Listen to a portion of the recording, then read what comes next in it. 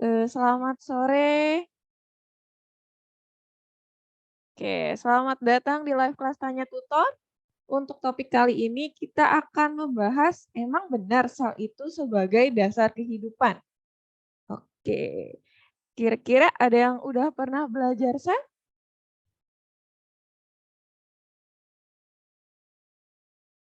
atau lagi belajar sel?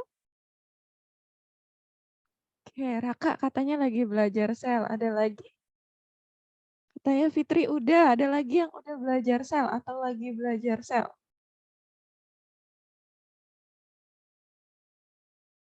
Oke, ada lagi yang mau sharing? Kok udah belajar sel, Kak? Kok belum belajar sel, Kak?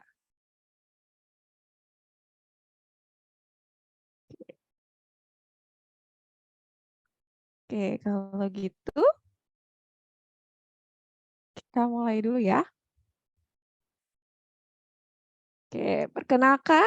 Sebelum kita mulai, perkenalkan dulu nama kakak, Kak Anindita. Kakak sebagai tutor biologi. Nah, sebelum kita mulai live kelasnya, kakak bacakan dulu peraturan untuk live kelas kali ini. Yang pertama, aktif dan responsif dalam proses pembelajaran selama di live class melalui kolom chat. Terus pertanyaan seputar topik pembelajaran dapat ditulis di kolom chat maupun kolom Q&A. Nanti kalau Kuiper yang punya pertanyaan bisa ditulis di kolom chat atau di kolom Q&A. Nah, terakhir, mohon menjaga etika dan kesopanan ketika berkomentar selama live class berlangsung. Oke deh, kalau gitu kita masuk ke tujuan pembelajarannya. Apa aja sih yang mau kita pelajarin hari ini? Oke, yang pertama, siswa mampu menjelaskan pengertian sel. Jadi nanti kita tahu nih, apa sih sel itu? Terus yang kedua, siswa mampu mengidentifikasi perbedaan struktur sel prokariotik dan eukariotik. Yang ketiga, siswa mampu menjelaskan komponen kimiawi sel. Lalu yang keempat, ada siswa mampu menganalisis struktur dan peran dari masing-masing organel sel dalam mendukung fungsi kehidupan. Nah, yang terakhir, siswa mampu mengidentifikasi perbedaan struktur sel hewan dan sel tumbuhan. Oke deh. Nah, sebelum kita masuk, kakak mau nanya lagi nih. Ada yang suka makan telur ayam? Buat sarapan biasanya sebelum berangkat sekolah. Jadi telur dadar, telur ceplok. Nah, sering buat protein. Saya wah, banyak nih ya yang suka makan telur. Nih, menurut kalian telur itu masuk sel, jaringan, atau organ?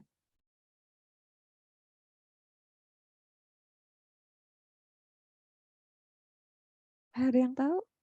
Sel bukan, Kak? Sel bukan, ayo. Ada lagi? Kenapa dia dikatakan sel kalau yang jawab sel?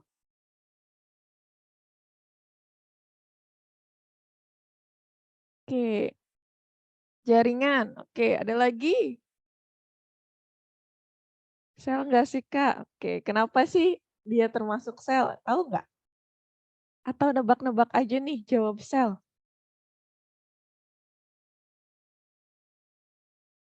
Soalnya sering nemu kalimat sel telur, Kak. Iya, kalau di perempuan menghasilkan sel telur ya. Oke, kalau telur ayam nih sel bukan? Iya, aku nebak aja, Kak. Berani coba. Oke, kita bahas. Betul, telur ini termasuk sel ternyata nih, teman-teman. Nah, kenapa sih telur ini termasuk sel? Karena tadi, betul. Telur ini awalnya dihasilkan oleh ovarium yang ada di ayam betina ya. Lalu dari ovum, sel ovum atau sel telur dihasilkan oleh ovarium, sel telurnya ini berbentuk si kuning telur. Lalu dia masuk ke tuba falopi ditambah oleh putih telur. Lalu udah dari putih telur dia ditambahkan dengan adanya membran sel. Nah, di sini ada membran selnya, lalu di uterus atau di rahim barulah ditambahin cangkangnya. Nah, setelah itu dikeluarkan oleh ayamnya. Jadilah si telur ayam. Jadi telur ayam ini termasuk sel ya. Oke, ada yang nanya nih telur dulu atau ayam dulu jadi yang mana coba? Oke, itu kita jawab nanti ya. Kita bahas dulu tentang selnya. Jadi telur itu termasuk sel. Nah, selain itu kenapa dia dikatakan sel? Karena dia punya namanya inti sel. Inti sel. Terus ada membran sel. Sama terakhir yaitu dia punya sitoplasma. Jadi ketiga komponen inilah mengapa sih telur itu disebut dengan sel atau termasuk sel. Oke. Selanjutnya. Jadi apa itu sel? Ada yang tahu apa itu sel? Sel merupakan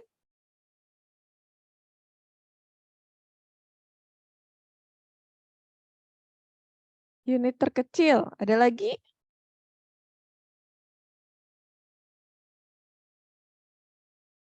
Unit?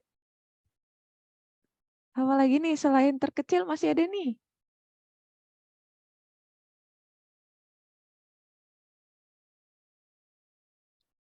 Oke. Bagian inti ada lagi. Ada yang mau coba? Apa sih sel itu? Sel merupakan unit. Oke, kita bahas nih. Jadi sel ini merupakan unit tadi fungsional, unit struktural dan fungsional terkecil penyusun makhluk hidup. Jadi unit yang bisa melangsungkan kehidupan yang paling kecil adalah sel. Nah, paling kecil, kira-kira berapa sih ukuran sel? Kalau dikatakan paling kecil, ada yang tahu?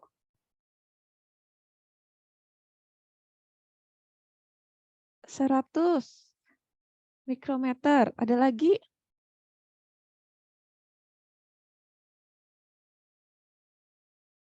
100.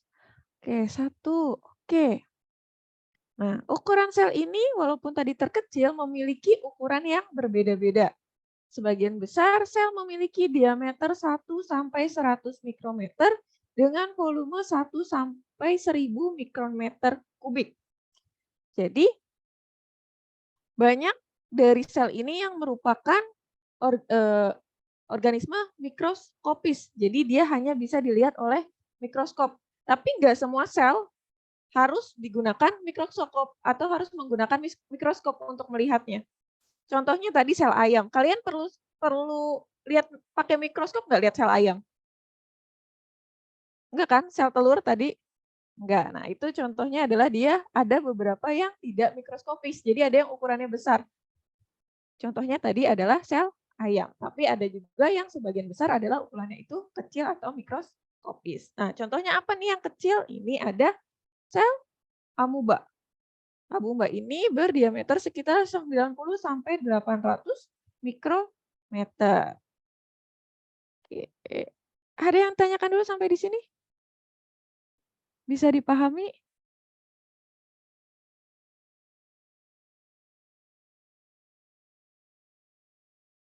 Oke, kalau bisa Kakak lanjutkan ya. Nah, oke, kita masuk ke sejarah sel. Gimana sih sel pertama kali ditemukan? Amuba yang membelah diri nggak sih Kak? Ya, betul. Amuba nanti dia membelah diri tuh si selnya.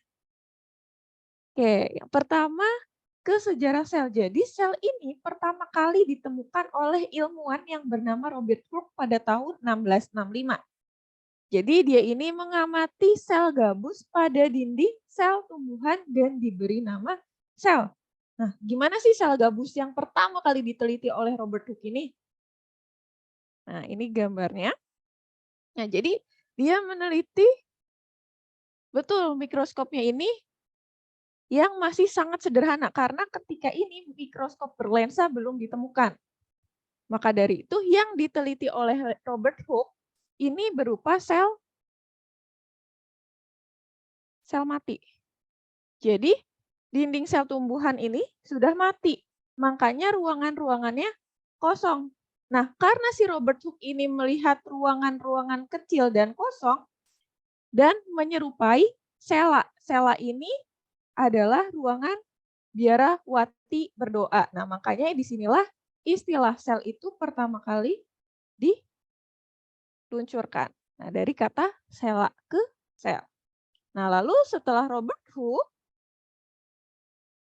nah belum mikroskop cahaya baru ketika ditemukan oleh namanya Anthony van Leeuwenhoek. Nah, Anthony van Leeuwenhoek ini adalah penemu mikroskop. Nah, lalu dia setelah membuat mikroskop pertama lensanya itu dia mengamati sel hidup. Jadi sel hidup ini pertama kali ditelitinya oleh Anthony, bukan oleh Robert Hooke. Jadi Robert Hooke ini yang menemukannya adalah sel mati. Nah, dia mengamati sel dari alga atau spirogyra dan bakteri pada tahun 1674. Oke. Bisa dipahami ya sampai di sini. Jadi kalau Robert Hooke masih sel mati, ketika mikroskop sudah ditemukan oleh Anthony, dia menemukan sel hidup. Oke, kalau gitu Kakak lanjut nih. Nah, tadi sudah ditemukan kan mikroskopnya oleh si Anthony. Nah, setelah mikroskop ditemukan, berkembanglah si teori-teori sel. Pertama ada teori selnya dari Schleiden dan Schwann. Jadi Schleiden dan Schwann ini dia meneliti berbagai jenis sel, terutama dari sel tumbuhan dan sel hewan. Nah, di jaringan tumbuhan atau pada tumbuhan, setelah diteliti ternyata tumbuhan-tumbuhan ini tersusun atas sel. Nah, di hewan juga gitu. Ternyata dari jaringan-jaringan hewan semuanya tersusun atas sel. Makanya si Schleiden dan Schwann ini berpendapat bahwa setiap makhluk hidup tersusun atas sel. Dan sel merupakan kesatuan struktural kehidupan karena bagian terkecilnya itu tersusun semuanya dari sel, baik di hewan maupun di tumbuhan. Nah, selanjutnya berkembang lagi ada teorinya Schultz dan Huxley, di mana sel ini merupakan kesatuan fungsional kehidupan. Jadi, aktivitas yang berlangsung di sel ini akan mencerminkan aktivitas yang berlangsung pada tubuh makhluk hidup. Misalkan selnya kenapa-napa, pasti bagian tubuhnya juga ada yang konslet nih, ada yang kurang baik nih. Nah, ini sel merupakan kesatuan fungsional kehidupan. Jadi kalau selnya ada yang terganggu, biasanya bagian lainnya juga ikut terganggu nih.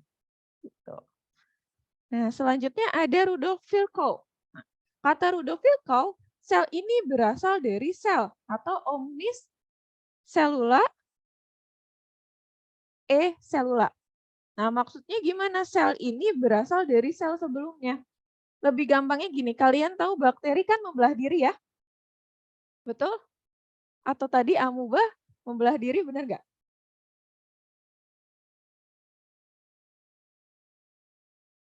Oke, bakteri melakukan pembelahan biner. Virus juga membelah diri. Virus membelah diri, virus bereplikasi ya, bukan membelah diri. Nah, kalau di bakteri dia mengalami pembelahan biner. Nah, jadi misalkan ini satu sel bakteri dia membelah menjadi 2. Nah, ini adalah sel 2 ini berasal dari sel induknya. Nah, ini maksudnya adalah sel berasal dari sel lainnya. Ini contohnya pada pembelahan biner. Beda ya dengan bakteri dan amuba. Beda ya, virus, bakteri, dan amuba itu berbeda. Virus sendiri, bakteri sendiri, dan amuba sendiri. Nanti amuba termasuk ke bahasannya adalah protista. Nanti mungkin di next live class-nya bisa kita bahas tentang bakteri ataupun amuba. Oke, kita balik lagi ke selnya nih. Nah, terakhir yaitu Robert Brown. Jadi dia adalah yang menemukan inti sel. Di mana inti sel ini ternyata memiliki arti penting bagi sel karena mengatur seluruh aktivitas di dalam sel. Jadi kayak otaknya sel ini adalah inti sel. Nah, inti sel ini baru ditemukan oleh si Robert Brown. Oke. struktur sel aman sejauh ini? Masih bisa dipahami ya? Penemu sel manusia. Sel manusia, sel manusia sama sel hewan itu sama ya. Karena kalau di hierarki kingdomnya kita kan masuk ke mamalia. Jadi sel hewan dan sel manusia itu sama. Oke, kalau gitu kakak lanjut dulu. Nah, kita ke jenis sel. Nah, berdasarkan strukturnya ternyata sel ini ada dua. Nah, ada sel prokariotik dan sel eukariotik. Nah, ada yang tahu bedanya sel prokariotik dan sel eukariotik? Beda kata, betul. Ada lagi? Ada yang tahu apa sih bedanya? Kok kenapa dibedain strukturnya? Bentuknya, betul. Bentuk luarnya beda, Kak. Beda strukturnya, iya betul ada di judulnya. Struktur mananya sih yang beda? Ada yang tahu nggak? Di mana? Beda ukuran, oke betul. Ada lagi? Oke, yang tepat bagian-bagiannya. Oke, yang paling tepat adalah ada tidaknya membran inti. Nah, jadi kalau prokariotik tidak punya namanya membran inti. Nah, prokariotik itu untuk bakteri betul. Kalau eukariotik pada jamur, tumbuhan, hewan. Nah, ini eukariotik. Nah, eukariotik ada inti sel. Nah, lebih tepatnya eukariotik punya membran inti. Nah, ini kalau kita lihat ini inti selnya dari eukariotik. Nah, di sini dia punya membran inti. Nih, jadi inti selnya itu dilindungi. Kalau yang eukariotik, kalau yang prokariotik ini inti selnya atau di prokariotik disebutnya adalah nukleoid. Kalau ini nukleus, nah ini dia tidak ada batas dengan sitoplasmanya karena dia tidak punya membran inti. Kalau ini dilindungi lagi oleh membran inti. Kenapa harus dilindungi? Nah, karena si struktur dari sel eukariotik ini, sel prokaryotik tidak. Nah, yang mengatur kegiatan sel ingat adalah inti sel ya, bukan membran intinya. Oke? Kenapa harus dilindungi? Karena si struktur ini lebih kompleks. Sudah lebih kompleks dibandingkan pada bakteri yang prokaryotik. Nah, selain dia tidak punya membran inti, dia juga belum punya organel-organel lain kayak nanti kita bahas lebih detail ada RE, dia nggak punya RE, mitokondria, sama satu lagi adalah badan Golgi. Nah, ini dia nggak punya. Nanti kita bahas satu-satu. Oke, kita kenalan dulu aja di sini. Oke, kita lanjut dulu. Nah, kita masuk ke komponen-komponennya sel. Pertama ada komponen kimiawi sel, yaitu komponen anorganik dan komponen organik. Komponen anorganik ini ada 3, yaitu air, garam, mineral, dan gas. Air ini berfungsi sebagai pelarut, garam mineral ini sebagai pengatur tekanan osmotik, misalnya pada transport aktif, yaitu ada ion Na+ dan ion K+, lalu gas itu ada CO2 dan O2. Lalu ada komponen organiknya ada 4, karbohidrat, protein, lemak atau lipid, serta asam nukleat. Nah, apa sih komponen organik? Jadi komponen organik atau molekul organik adalah molekul yang mempunyai atom karbon, hidrogen, dan oksigen. Jadi keempat komponen ini harus punya atom karbon, hidrogen, dan oksigen. Ya, betul. Oksigen ada di sel juga. Karena beberapa aktivitas yang mengatur pertukaran oksigen itu ada yang terjadi di sel. Gitu. Oke, bedanya Re halus sama Re kasar. Oke, nanti kita bahas bedanya Re halus sama Re kasar ya. Oke, kita next dulu nih. Kita kenalan dulu sama komponen organik. Ada karbohidrat, protein, lipid atau lemak serta asam nukleat. Pertama kita bahas karbohidrat. Karbohidrat ini ada 3 jenis ya, monosakarida, disakarida, dan polisakarida. Pertama, monosakarida adalah karbohidrat bergula 1 atau karbohidrat memiliki 1 gula. Contohnya ada yang tahu? Glukosa. Glukosa ini adalah contoh dari monosakarida. Nah, kalau yang disakarida ini adalah 2 gula. Jadi kalau tadi mono itu 1, ini adalah 2. Nah, misalnya adalah glukosa ditambah glukosa, ada yang tahu hasilnya? Glukosa ditambah glukosa adalah maltosa. Nah, maltosa ini kalau sukrosa, glukosa ditambah fruktosa ya. Nah, kalau glukosa ditambah glukosa adalah maltosa. Nah, lalu terakhir adalah polisakarida, yaitu gula karbohidrat yang tersusun oleh banyak gula. Contohnya adalah selulosa.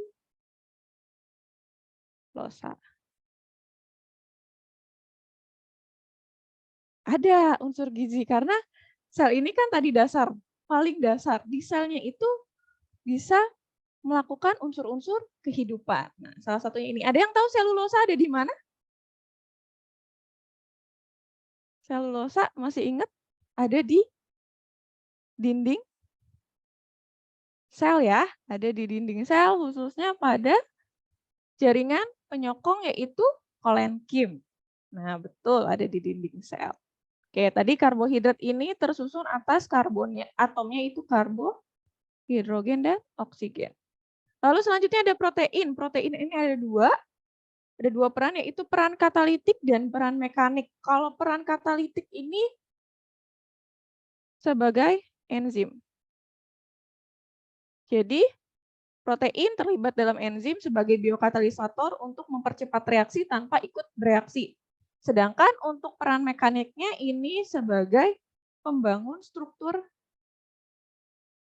sel. Nah, jadi struktur sel ini dibangun oleh salah satunya protein yang ada di membran sel. Oke, kalau protein atomnya itu tersusun dari karbon, hidrogen, oksigen ini harus ada. Nah, dia tambahan nitrogen dan sulfur. Sulfur ini hanya ada beberapa. Dinding sel yang membentuk struktur. Oke, nanti kakak jawab pertanyaan ini ketika kita bahas dinding sel ya. Oke, kakak simpen dulu. Kita ke lipid atau lemak. Oke, lemak terdapat 3 jenis, ada lemak sederhana, lemak gabungan, dan turunan lemak.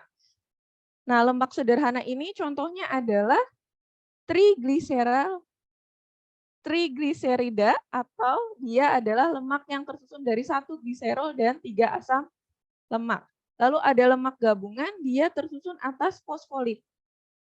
Fosfolipid contohnya tersusun atas gliserol dan 2 asam lemak. Jadi kalau lemak sederhana ini tersusun atas 3 asam lemak dan 1 gliserol, kalau lemak gabungan ini ada bagian lain, contohnya adalah fosfolipid yang dia ada tambahan fosfat dan 2 asam lemak. Terus turunan lemak ini biasanya tidak ada asam lemaknya sama sekali. Contohnya adalah hidrokarbon, tapi karena susunan karbon yang sangat padat, jadi dia termasuk dari turunan lemak. Oke. Terakhir yaitu asam nukleat. Nah, asam nukleat ini ada 2, yaitu jenisnya ada DNA dan RNA. Nah, asam nukleat ini tersusun atas fosfat,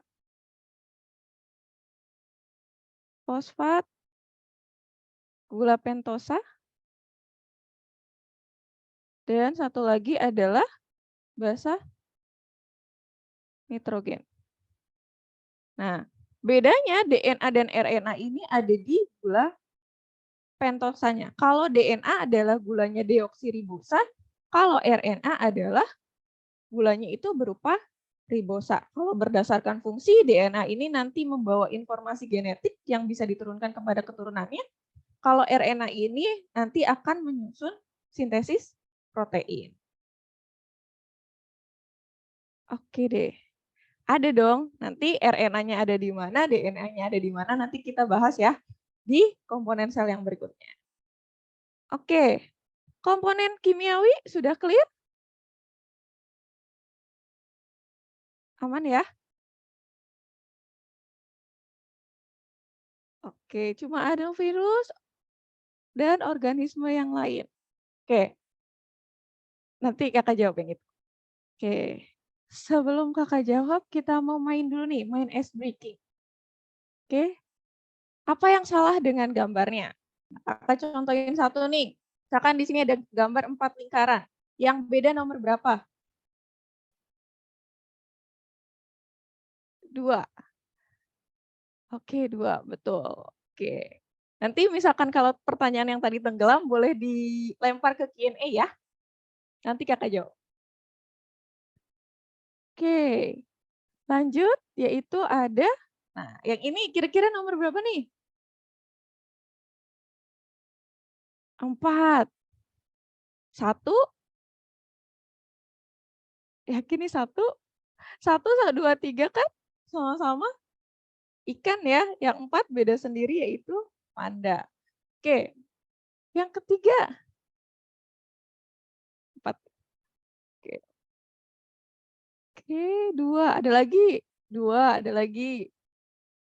Ada yang selain 2 yang beda? Ada lagi? Nah ya betul, ini 2 ya, gambar bebek, sisanya adalah serangga. Nah yang ini ada yang tahu bedanya di mana?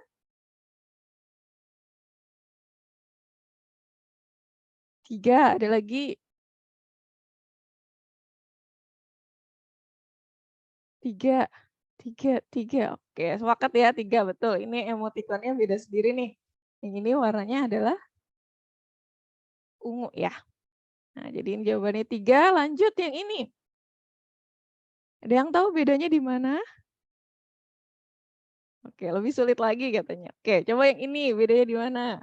3. Ada lagi? 3, 3. Oke, betul ya, 3 ini di kantongnya beda sendiri. Oke, terakhir. Ada yang tahu? 2. Ada lagi? 2. Wah, tebak nih, berarti fokusnya udah bagus nih. Oke, 2 ya, betul. Ini ada di kantongnya. Sip. Oke, karena fokusnya udah pada kumpul, kita lanjut lagi nih. Nanti masih ada mini quiz lagi di berikutnya. Oke, kita lanjut dulu ya. Nah, kita bahas ke komponen struktural sel. Nah, ini komponen struktural sel tadi ada namanya dinding sel. Nah, dinding sel ini merupakan bagian di luar membran sel untuk mempertahankan bentuk sel. Jadi karena dia sebagai komponen struktur, dia membentuk strukturnya sel ya. Tersusun atas peptidoglikan pada bakteri, selulosa tadi ya sudah kita bahas, lignin dan pektin pada tumbuhan. Nah, ini adalah struktur dari dinding sel. Tadi ada yang nanya ya, bukannya komponen struktur sel itu adalah dinding sel. Tadi kakak nyebutnya membran sel. Oke, kita bahas yang membran sel. Ini ada struktur yang kedua yaitu membran sel. Membran sel ini berfungsi sebagai pelindung sel dan transfer antar sel. Bersifat hidrofilik, hidrofobik, dan semipermeable.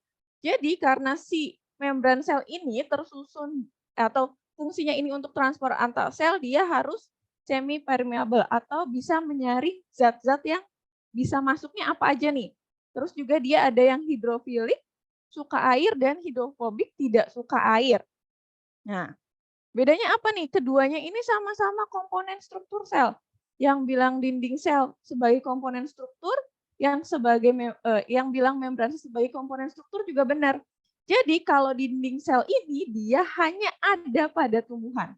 Jadi tidak ada di hewan. Ya. Sedangkan membran sel dua-duanya ada di tumbuhan ataupun hewan. Makanya membran sel ini juga bisa dikatakan sebagai pelindung dan struktur utama karena di sel hewan dia adalah membran paling luarnya. Sedangkan kalau di tumbuhan dia punya tambahan lagi berupa dinding sel. Oke.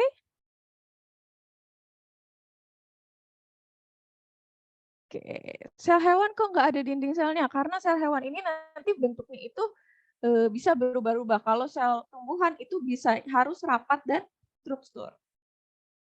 Oke deh, kalau gitu kita lanjut lagi. Komponen struktural berikutnya ini ada tambahan berupa sitoskeleton yang berfungsi untuk menyokong dan mempertahankan bentuk sel, terus tersusun dari mikrotubulus, mikrofilamen, dan filamen intermediate. Sitoskeleton ini semacam tambahan rangkanya lah kalau di sel.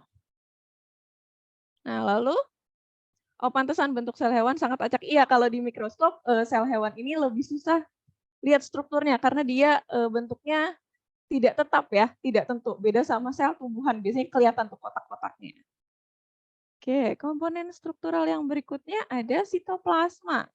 Nah, jadi setelah tadi ada dinding sel, membran sel, nah di dalam sini ada namanya cairan sel berupa sitoplasma. Nah, sitoplasma ini berfungsi sebagai tempat untuk organel-organel sel dan melindungi organel sel dari benturan. Jadi ada cairan sel yang misalnya sel ini kegoyah, nah dia ini untuk mempertahankan biar tidak terjadi benturan. Oke, untuk struktural sudah bisa dipahami?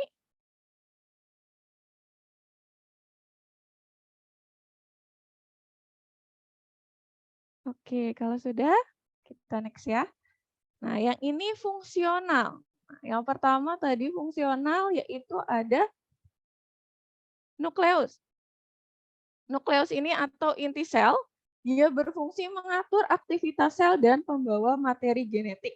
Jadi tadi ada DNA, itu adanya di dalam nukleus. Jadi makanya nukleus ini sebagai pembawa materi genetik. Lalu terdiri dari membran inti. Nah, tadi yang kalau di prokariot, di eukariotik dia punya membran inti, ada nukleoplasma atau cairan sel, lalu ada nukleolus dan butir kromatin. Butir kromatin ini nantinya akan berkembang menjadi si DNA itu sendiri. Lalu selain nukleus ada namanya ribosom. Oke, ribosom berfungsi sebagai tempat sintesis protein. Nah, ini ribosom dibedakan jadi dua jenis, yaitu ribosom bebas dan ribosom terikat. Nah, tadi yang nanya RE halus dan RE kasar ini terkait dengan ribosom bebas dan terikat. Kalau ribosom terikat, dia terikat atau menempel pada RE kasar, sedangkan kalau ribosom bebas, dia bebas. Ada di sitoplasma aja, tadi sebagai tempat organel-organel sel. Jadi kalau terikat, dia nempel di bagian RE kasar atau retikulum endoplasma kasar, sedangkan yang bebas ini dia terdapat di sitoplasma atau tidak melekat pada retikulum endoplasma kasar. Nah ini yang selanjutnya kita bahas lebih detail. Ada retikulum endoplasma yaitu RE halus. Nah, yang mana sih Kak maksudnya RE halus nih? Ini RE halus, ini RE kasar, di mana dia punya titik-titik. Nah, titik-titik ini adalah si ribosom itu sendiri. Makanya dia disebut RE kasar karena dia punya ribosom dan RE halus yang tidak punya ribosom. Kalau RE halus dia fungsinya untuk sintesis atau pembentukan lipid dan menetralisir racun. Sedangkan RE kasar karena dia punya ribosom, ribosom ini fungsinya untuk sintesis protein, maka RE kasar pun membantu untuk sintesis protein. Oke. Sudah bisa dipahami tadi bedanya RE halus dan RE kasar? Jadi ada tidaknya ribosomnya ya. Oke, kalau sudah kita lanjut ke komponen yang selanjutnya yaitu ada badan Golgi. Nah, ini badan Golgi dia punya kantung-kantung.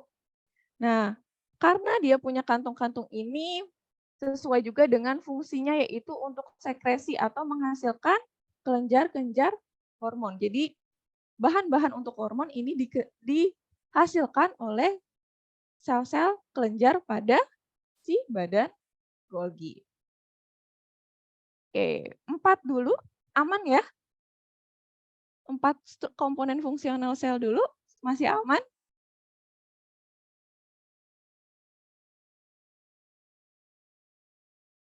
Oke, kalau aman, nah, oke, kalau aman Kakak yang mau nanya nih, kita main mini quiz lagi. Kali ini mini quiznya relate sama materi yang udah Kakak sampein di 4 sel yang tadi, 4 pembahasan yang tadi. Oke, nukleus nih, fungsinya untuk apa? Nomor berapa nih pasangannya nukleus A ketiga? Oke, ada lagi yang A pasangannya selain ketiga?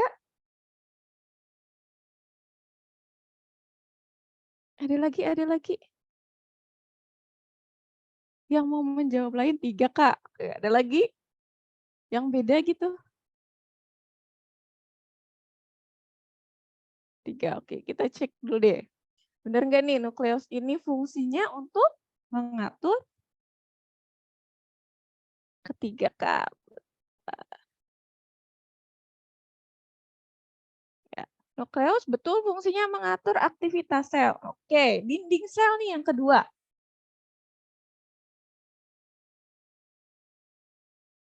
Dinding sel, dinding sel. Dinding sel satu ke satu. Oke. Satu, Kak. Oke, ada lagi? Ada yang mau jawab lagi? Satu, betul. Oke, kayaknya nih sepakat nih ya pada satu nih ya jawabannya betul ya. Dinding sel fungsinya adalah memberi bentuk sel dan melindungi sel. Membran sel.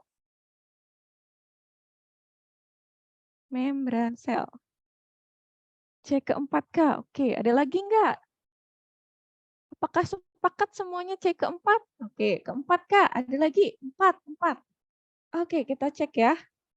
Empat, Kak. Oke, ada lagi yang mau jawab empat? Betul. Oke, kayaknya udah pada sepakat, banyak yang jawab 4. Tuh, membran sel adalah 4. Berarti ribosom adalah jawabannya? Sisanya? Oke, sisanya adalah 2 ya. Jadi ribosom fungsinya sebagai tempat sintesis protein. Oke deh, kayaknya yang tadi sudah paham. Bisa kita lanjutkan ke yang berikutnya. Nah, yang berikutnya masih komponen fungsional. Apalagi sih bagian sel yang punya fungsi. Nah, ada namanya lisosom. Nah, lisosom ini berperan dalam pencernaan intrasel dengan cara fagositosis, autofag, dan autolisis. Maksudnya pencernaan intrasel ini adalah dia memakan zat-zat yang kira-kira akan menyerang sel atau akan merugikan sel. Kalau di bagian tubuhnya kayak sistem pertahanannya lah si lisosom ini. Fungsinya untuk pencernaan intrasel dengan cara fagositosis bisa dimakan ya si zat-zat yang kira-kira merugikannya. Nah, oke. Oke, selanjutnya ada yaitu sentrosom. Sentrosom ini atau sentriol, nih bedanya apa nih ya sentrosom dengan sentriol? Kalau ada 2 kita sebut dengan sentrosom, kalau cuma 1 kita sebut dengan sentriol ya. Jadi kalau 1 sentriol, kalau 2 adalah sentrosom. Ya, kayak darah putih ya sejenis. Jadi lisosom ini sama untuk pertahanan bisa dengan fagositosis.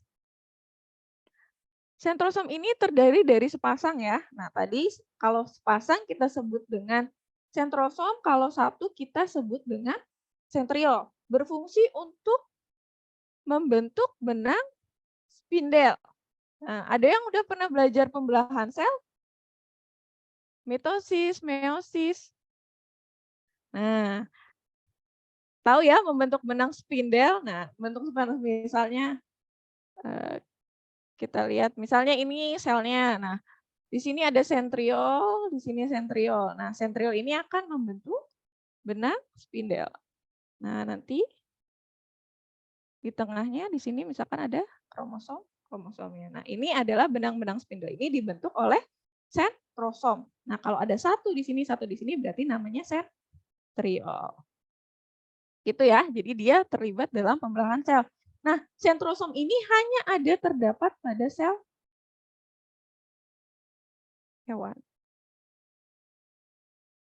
Nah, jadi dia tidak ditemukan pada sel tumbuhan ya, hanya ada pada sel hewan. Oke.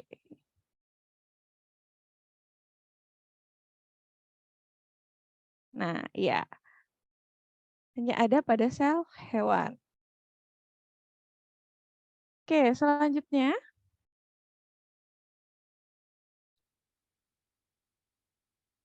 ada mitokondria. Mitokondria ini berfungsi sebagai tempat berlangsungnya respirasi sel.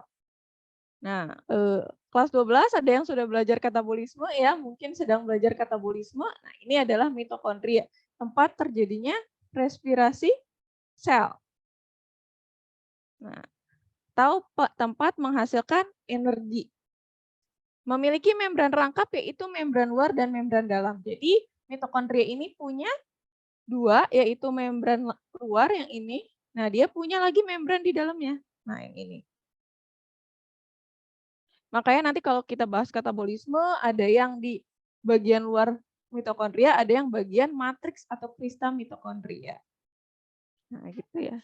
Nah, mitokondria ini ada di sel hewan maupun sel tumbuhan.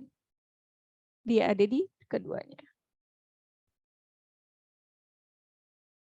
Nah, oke, lanjut yaitu ada peroksisom. Nah, peroksisom ini fungsinya adalah menghasilkan enzim oksidase dan katalase untuk menetralisir racun. Jadi intinya dia fungsinya itu untuk menetralisir racun dengan bantuan namanya enzim oksidase dan enzim katalase.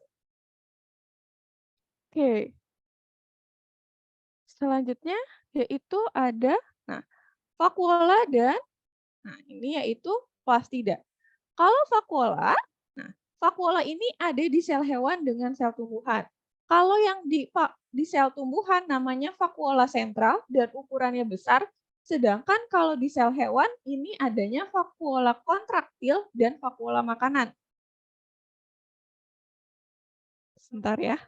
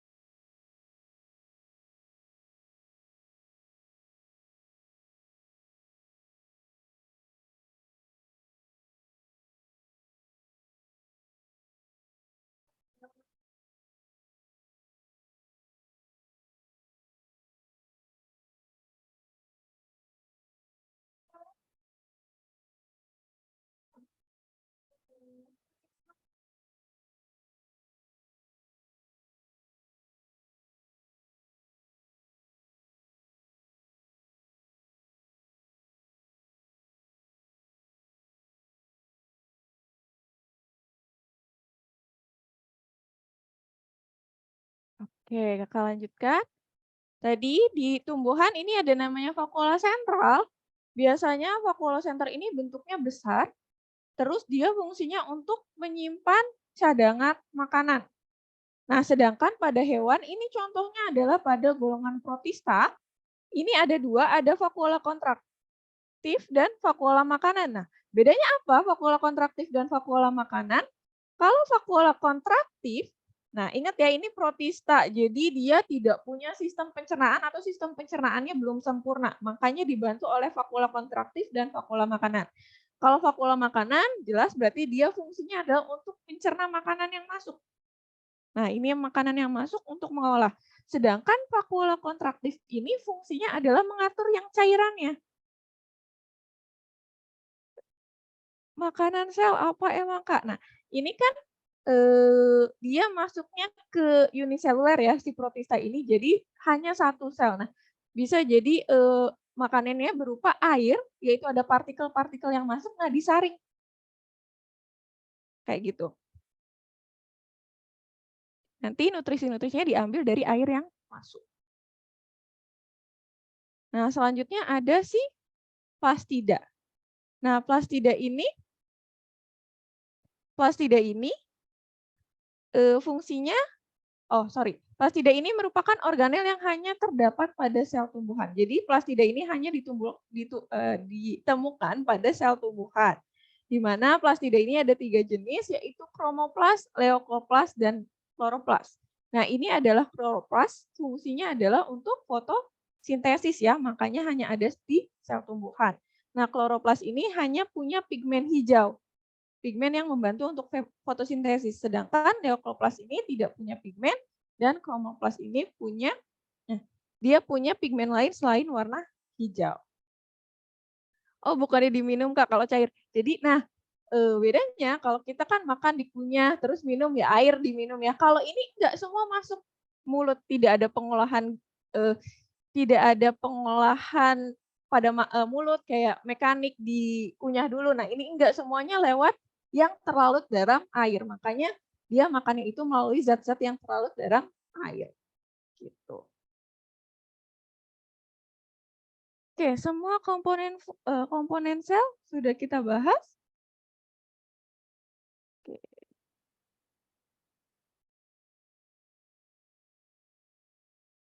Warna kulit dengan warna rambut itu nanti bisa namanya adalah melanin ya. Oke, kita bahas yang sel. Tadi ada yang nanya karbohidrat ya. Nanti Kakak jawab yang karbohidrat terakhir ya. Bedanya 3 jenis karbohidrat, monosakarida, polisakarida, sama disakarida. Oke, kita lanjut dulu. Nah, ini ada mini quiz lagi nih. Tadi Kakak udah jawab nih sekilas, kloroplas adanya di mana, lisosom adanya di mana, mitokondria adanya di mana. Sekarang coba kita pasangkan nih, kloroplas kira-kira ada di mana? Di sel mana nih? Apakah ditemukan keduanya? Ataukah di tumbuhan aja? Apakah di hewan aja? Tumbuhan, ada lagi?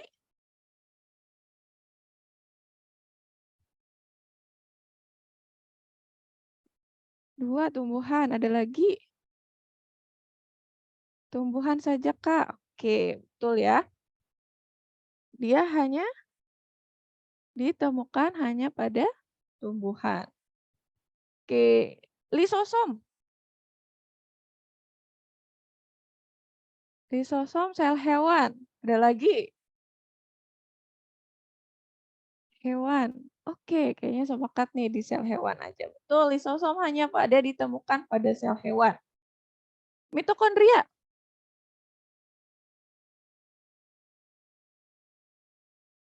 Mitokondria di tumbuhan dan hewan. Ada lagi tumbuhan dan hewan, 3 tumbuhan dan hewan. Oke, ada lagi? Oke, kayaknya pada sepakat ya. Betul, jawabannya di sel tumbuhan dan sel hewan. Oke, vakuola sentral. Sentral ya, vakuola sentral. Tumbuhan. Ada lagi? Tumbuhan. Tumbuhan. Oke, sepakat jawabannya adalah 2 di tumbuhan. Sentriol terakhir ditemukan di sel hewan, hewan, hewan.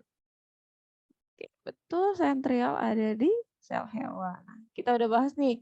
Tadi ada beberapa, ada yang di sel hewan, ada yang di sel tumbuhan. Nah, kira-kira apa sih bedanya sel hewan dengan sel tumbuhan? Nah, kita bahas lebih detail. Ini ada gambar sel hewan.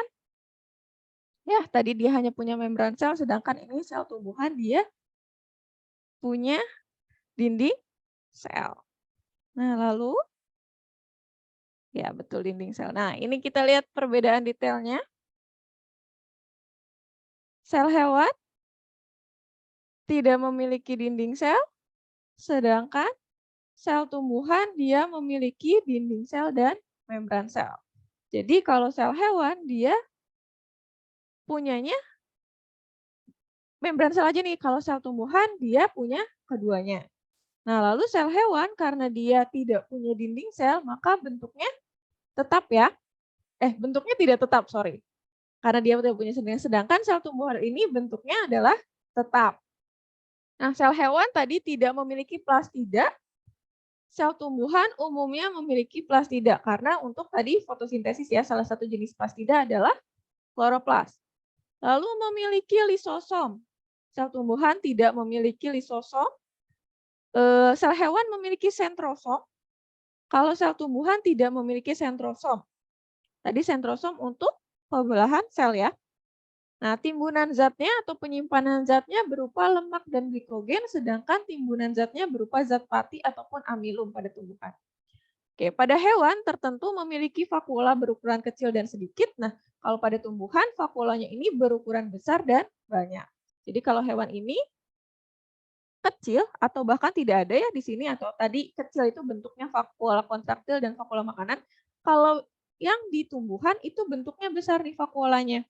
Karena dia bentuknya besar, kalau sel hewan ini intinya di tengah, kalau sel tumbuhan ini agak ngegeser ke dinding sel, agak mepet ke dinding sel, tidak berada di tengah. Karena tadi tempatnya ini diambil oleh si vakuola.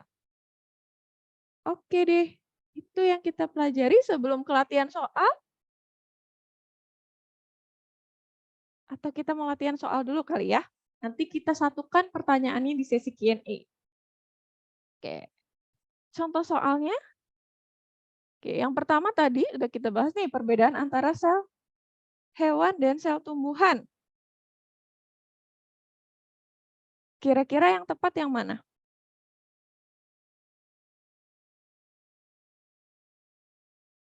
B. Oke.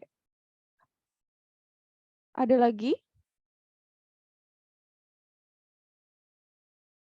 Selain B, pada sel hewan pada sel tumbuhan terdapat vakuola permanen dan lisosom. Sedangkan pada sel hewan tidak. B. Sel tumbuhan memiliki membran sel dan membran inti, sedangkan sel hewan hanya memiliki membran sel. C. Sel tumbuhan memiliki plastida dan sentriol, sedangkan sel hewan memiliki lisosom dan geoksisom.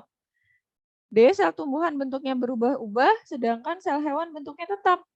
E. Inti sel tumbuhan terletak di bagian tepi sitoplasma, sedangkan inti sel pada sel hewan terletak di tengah-tengah sel. E. Oke, ada yang jawab E, ada lagi? Ada yang punya jawaban lain? Coba kita bahas satu-satu. Pada sel tumbuhan terdapat vakuola permanen. Benar nggak namanya vakuola permanen? Tumbuhan.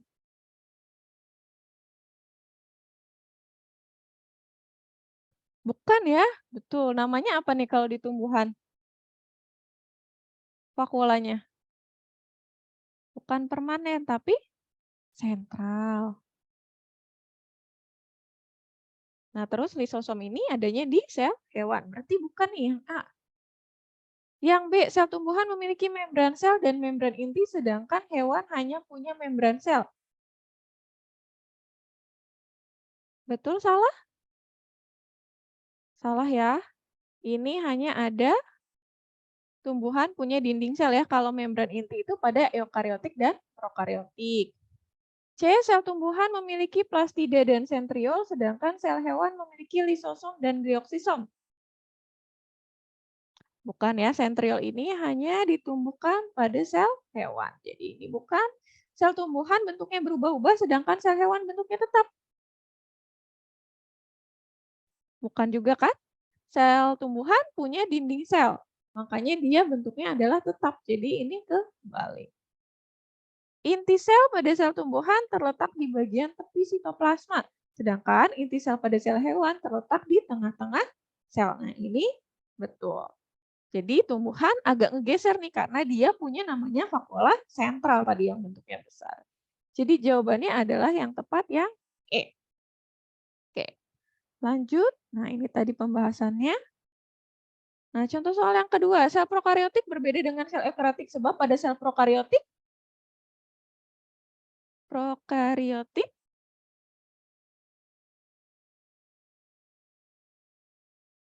prokariotik nih, kenapa nih? Materi genetik terpisah dari bagian sel lainnya, terdapat membran sel sebagai pelindung sel, materi genetik belum terpisah dari bagian sel lainnya, terdapat ribosom, terdapat mitokondria. B. Terdapat membran sel sebagai pelindung sel. Oke, ada yang lain jawabannya? Oke. Prokariotik dan eukariotik tadi bedanya adalah ada tidaknya membran inti. Kalau yang eukariotik punya, kalau yang prokariotik punya membran inti, berarti dia melindungi inti. Materi genetik terpisah dari bagian sel lainnya. Prokariotik tidak punya membran inti, berarti dia harusnya tidak terpisah ya. Nah, ini berarti salah. Ini punyanya eukariotik. Lalu terdapat membran sel sebagai pelindung sel. Membran sel keduanya punya. Nah, ini keduanya punya, jadi salah. Bukan hanya prokariotik aja. Materi genetik belum terpisah dari bagian sel lainnya. Nah, ini tadi materi genetiknya karena dia tidak punya membran inti, jadi masih menyatu dengan bagian sel lainnya. Nah, ini adalah benar. Terdapat ribosom. Nah, ribosom keduanya punya ribosom, jadi bukan perbedaan. Terdapat mitokondria. Mitokondria punyanya sel eukariotik, bukan punyanya prokariotik. Jadi ini adalah salah. Jadi yang tepat jawabannya adalah yang C. Oke. Oke, satu soal lagi. Betul yang C. Nah, ini pembahasannya sama yang kayak tadi Kakak jelaskan. Nah, satu lagi senyawa organik yang menyusun protoplasma adalah tadi organik, berarti dia punya unsur atom karbon, hidrogen, dan oksigen. Lipid, protein, air, dan garam mineral. Air dan garam mineral masuknya an. Yang lipid dan protein baru organik. Karbohidrat, asam nukleat, lipid, dan air. Ini airnya bukan ya. Nah, karbohidrat, protein, lipid, dan garam mineral juga masuknya anorganik. CO2 dan N2 ini masuknya juga anorganik. Lalu terakhir lipid, protein, karbohidrat, dan asam nukleat. Nah, betul. Ini jawabannya adalah E. Nah, oke. Nah, ini jadi tadi di judulnya adalah jadi mengapa sel dikatakan sebagai dasar kehidupan. Nah, ini dia. Sel ini sebagai unit penyusun paling dasar, tadi paling kecil. Tapi walaupun paling kecil, dia punya fungsi-fungsi yang banyak yang bisa menopang kehidupan. Contohnya tadi dia juga ada kimiawinya, karbohidrat, terus bahkan organel-organelnya walaupun kecil, dia juga punya fungsi yang bisa menopang kehidupan. Baru nanti dari kumpulan sel membentuk jaringan, jaringan membentuk organ, organ membentuk sistem organ, dan terakhir adalah organisme. Nah, jadi makanya sel ini disebut sebagai dasar kehidupan karena dia adalah penyusun paling kecil yang menyokong kehidupan. Jadi dasarnya itu dimulai dari sel dan organel-organelnya. Oke deh, sekarang kita masuk ke Q&A session. Oke, udah terjawab ya berarti judulnya. Kenapa sih sel itu disebut sebagai tadi adalah dasar kehidupan? Oke, tadi ada yang nanya 3 jenis karbohidrat. Nah, karbohidrat itu Tadi ada monosakarida, polisakarida, disakarida ya? Kakak dulu jawab deh.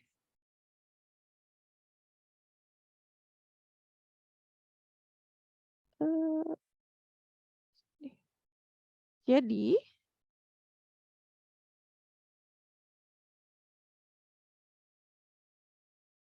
bedanya, bentar ya. Nah ini, kalau yang monosakarida itu gulanya 1. Fungsinya ya glukosa. Glukosa, kalau kita makan kan sebagai bentuk paling dasar ya. Kita makan apa nih? Oh, ininya berupa glukosa. Nah, lalu kalau maltosa adalah tadi tersusun atas 2 glukosa. Glukosa ditambah glukosa itu maltosa. Nah, sebenarnya maltosa ini adalah bentuk sementara. Jadi disakarida ini hanya sebagai peralihan sebelum dia akan membentuk polisakarida, susunan gula yang lebih banyak yaitu selulosa. Nah, fungsi dari karbohidrat sebenarnya ini nanti paling kompleksnya sebenarnya ada di polisakarida itu sendiri. Jadi kalau disakarida itu hanya peralihan nanti sebelum dia masuk ke molekul yang kompleks. Nah, fungsi sebenarnya nanti ketika dia sudah membentuk polisakarida, misalnya di sini selulosa untuk sebagai pembentuk dinding sel. Kalau monosakarida tadi hanya sebentuk bentuk paling dasar dari karbohidrat itu sendiri sebelum dia mau dibentuk-bentuk yang lainnya. Misalkan kalau glukosa ditambah fruktosa nanti jadi sukrosa gitu. Oke, kejawab belum? Yang bertanya tadi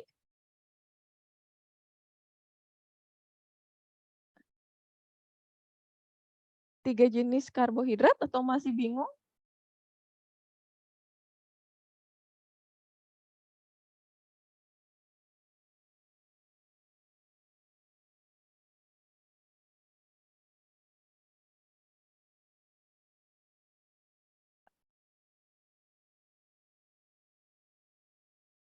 Tiga jenis glukosa, masih bingung?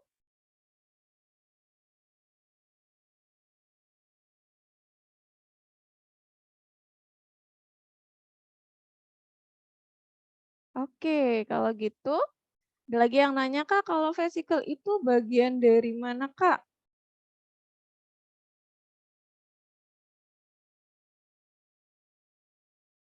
Kalau vesikel itu deket dinding sel sih sebenarnya, tapi dia nggak termasuk kayak fungsi yang lebih kompleks kayak tadi yang udah Kakak sebutkan. Jadi dia menyerupai kantung berada dalam jumlah yang besar di sekitar dinding sel. Jadi tempatnya itu di sekitar dinding sel. Nah, karena dia bentuk kantung, tadi inget nggak di Kakak nyebutin fungsi badan Golgi, ada kantong-kantongnya kan? Dia sebagai sekresi. Nah, sama ini juga vesikel juga punya kantong-kantong, tapi dia menghasilkannya adalah berupa enzim gitu. Jadi tempatnya kalau dikatakan bagian dari mana dia ada diletaknya di sekitar dinding sel. Kalau fungsinya karena vesikel itu berupa kantung-kantung, jadi dia ada di fungsinya itu sebagai sekresi. Kalau di sini adalah sekresi enzim. Kalau di badan Golgi tadi sekresinya berupa sekresi karbohidrat. Oke. Kalau flagel, Kak. Oke, flagel ini, nah ini tadi ada gambar sebenarnya flagel. Bentar ya. Oh, di sini. Nah, flagel ini biasanya, nah ini adalah flagel. Nah, ini adalah flagel. Flagel itu kenapa nggak Kakak bahas? Karena hanya ada di beberapa sel, terutama bisa kita lihat pada sel bakteri. Nah, flagel ini sebagai alat geraknya bakteri, karena bakteri ini kan nggak punya kaki kan? Nah, salah satunya dengan flagel untuk dia bisa bergerak. Selain pada bakteri, dia juga ada pada beberapa golongan protista. Nah, itu juga ada yang alat geraknya itu berupa flagel. Jadi flagel ini sebagai gerak sel. Karena kan bakteri juga dia adalah uniseluler.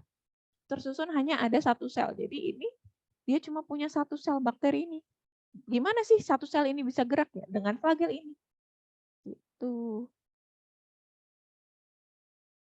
Oke, ribosom bebas. Oke, Kakak bahas lagi ribosom bebas. Mana ya? Bentar.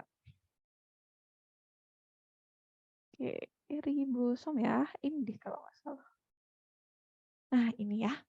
Ribosom bebas dan ribosom terikat. Nah, kalau ribosom bebas itu dia tidak terikat pada tadi retikulum endoplasma. Nah, ini retikulum endoplasma kalau dia nempel-nempel itu namanya adalah ribosom terikat. Nah, kalau dia bebas, jadi dia ada di luar sel, ada nggak ya gambarnya? Nah, misalkan ini deh. Nah, ini kan keseluruhan sel nih, ada ribosom nih, titik-titik kecil yang merupakan ribosom. Jadi dia bebas tidak menempel pada si retikulum endoplasma. Makanya dia disebut dengan ribosom bebas. Gitu. Fungsinya sama sebenarnya adalah untuk sintesis protein. Iya, kalau yang terikat adalah sintesis protein. Oke deh, karena mungkin waktunya sudah hampir habis. Oke. Oke, karena waktunya sudah hampir habis, mungkin Kakak simpulkan dulu ya. Hari ini kita belajar apa aja? Tadi ada sel merupakan unit struktural dan fungsional terkecil dari makhluk hidup. Terus berdasarkan strukturnya, tadi jenis sel dibagi dua, yaitu sel prokariotik dan sel eukariotik. Kalau yang prokariotik tidak punya membran inti, kalau eukariotik punya membran inti. Terus tadi ada juga komponen kimiawi sel, yaitu ada komponen anorganik berupa air, garam mineral, dan gas, serta komponen organik berupa karbohidrat, lipid, protein, dan asam nukleat. Terus juga ada sel tersusun atas komponen struktural berupa membran sel, sitoplasma, sitoskeleton, dan dinding sel.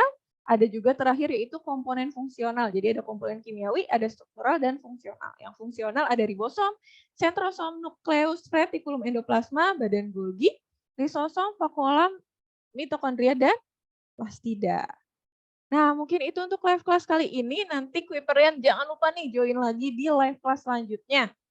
Ada live class dengan Kak Nikade, yaitu How does character contribute to the theme in your story. Nanti Kuiperian jangan lupa join lagi ya. Nah, mungkin nanti kalau ada pertanyaan-pertanyaan yang belum terjawab, kita bisa ketemu lagi di sesi-sesi selanjutnya. Terima kasih. Selamat malam semuanya.